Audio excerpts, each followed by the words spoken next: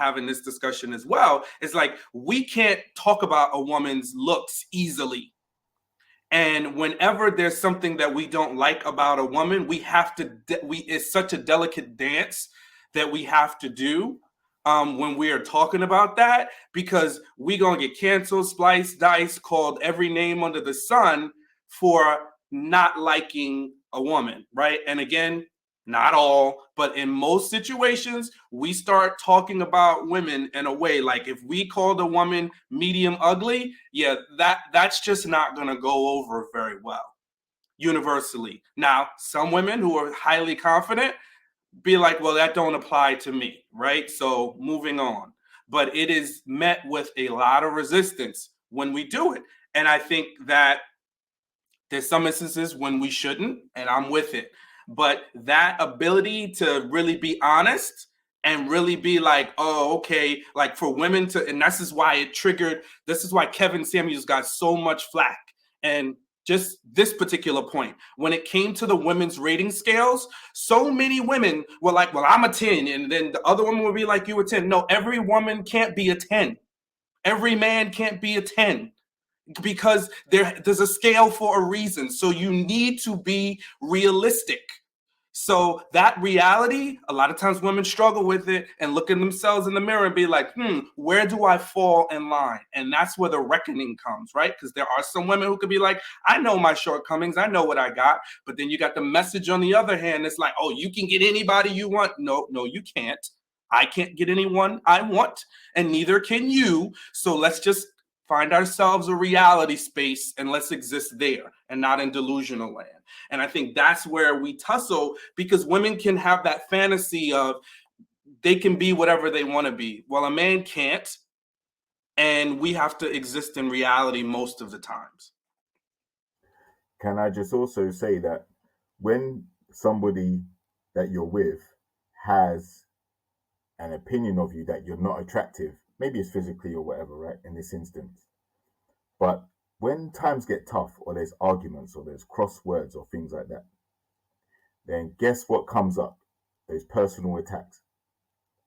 And sometimes it's there in the energy that they have towards the person when they're speaking to them, or when they're, trying to be, like, ask things from them and things like that. So it's not something that you can just switch off. If you're not attracted to the person and you've told yourself that, then you're probably going to let the person know that. And once you start doing that, then it's going to erode your partner's self-confidence, self-esteem. And they're going to sometimes question, well, what are you doing with me then if you're not attractive? So I think that's a very slippery slope to go down if that's a common theme. That, when you date someone who you're not necessarily attracted to, why bother? If you think you can do better, then why not just go for better then? And those guys that you think are better may not be looking in your direction. But don't settle, stick to your guns. If you feel like you can do better and you're a baddie, or you're a 10 or whatever, and you're only dating someone who's a 7, then cut that person loose, because they might be a 10 to someone else if they're not to you. So yeah. I think with her saying what she said created an atmosphere that was not needed, because now at this point, any man who gets chosen, he got to second guess himself. You don't know if he falls in the ugly category or not. You don't know what he's working with right now.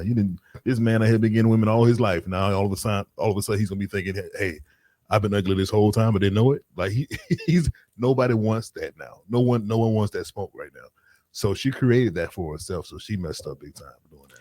But Corey, remember, that was what's his face with the curly Q. That was his fault. Andre. Yeah, because he started asking them questions. See, that for me, wrong question. There's you shouldn't, bro. It was like, I don't know where he was going with that question. Like, what's your type? Like, and first of all, Cynthia, chef's kiss to her. Bro. That's a whole other live. We gonna get there. But she answered the question. I mean, like, I wanted to like hug her, because that's what it should be, right? And I think that's more of where we can get to like a general consensus about this man woman thing, right? It's like, let's just meet each other, get to know each other, forget about a type, right? Because we all have specifically in our minds what we want a mate or partner to look like. But how about let's get to know each other and put the package together, your physical together with what you have to offer mentally, all of that stuff, right? And I think Cynthia nailed it versus, Janique, who went down the rabbit hole. Yeah, I agree. Andre is a whole different thing. We're on Janique right now, but when we get on Andre, I do have some things I want to say about bro, man. Okay, but yeah, about who? Andre? Oh my goodness, bro. Yeah, we'll talk about him. Yeah, I know. I'm waiting. Yeah, definitely. Listen, I'm just honest with you. Andre is someone, bro. He's a setup person. I wouldn't roll with Andre. He's a setup person. The questions he was asking was trying to set niggas up, and I don't like that. Seaway, Seaway looked like you had to down the line. So give me some of that elite content that I need. Go for it. I mean, all I'm gonna say is Cynthia gave. She's a baddie. I loved her answers. If I was a PR person, I couldn't have given her better answers to give the men. But then she turns around and gives all of her attention to Andre. And also, I believe she's a mom of 2. I don't know if she's ever been married before. My question is, she seems like she has it all together and nothing together at the same time. So I'm going to wait and see, because sometimes you're better off with the Janique or whatever her name is giving you the real answer than Cynthia telling y'all what you want to hear, telling you that she's submissive and all this other stuff, because the math isn't mathing. Cynthia she's absolutely my favorite before anybody comes. I love the way she's presenting. As soon as she walked on the screen, I was like, that's a Haitian baddie. I was here for her, girl power, whatever. But then I start trying to figure out, man, this girl, if I was a guy, this is who I would pick. But then I'm like, why is she going for the dude with the thing on his head?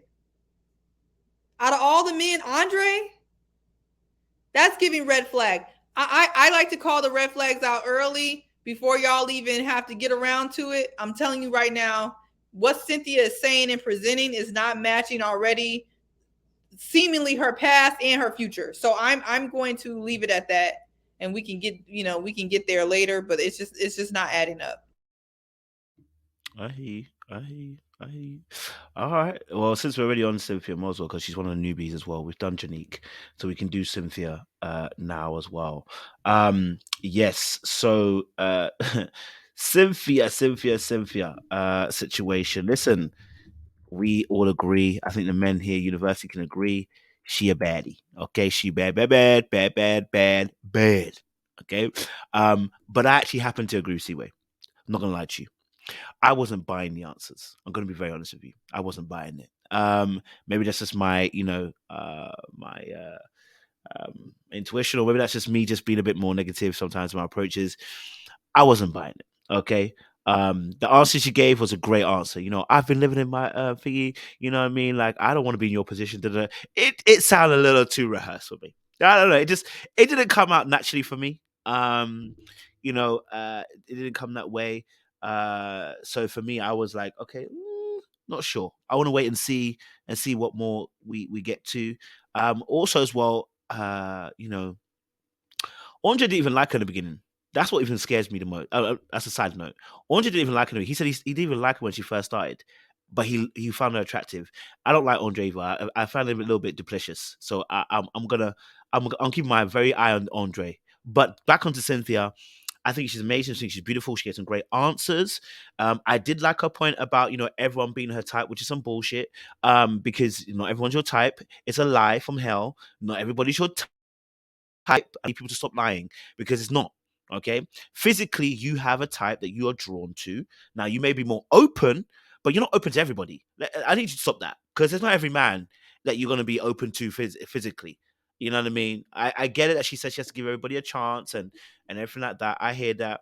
But I was like, that's some bullshit. Maybe let's stop lying. It's not everybody who you give a chance to physically. You know what I mean? So, but I got her point. What she's saying is she's not going to start ruling out people just like that. I appreciated that point as well. But I did feel there's a little bit of pageant answers in there, and I'm waiting to see what happens in the next few weeks. I feel like she got a little bit of spice that's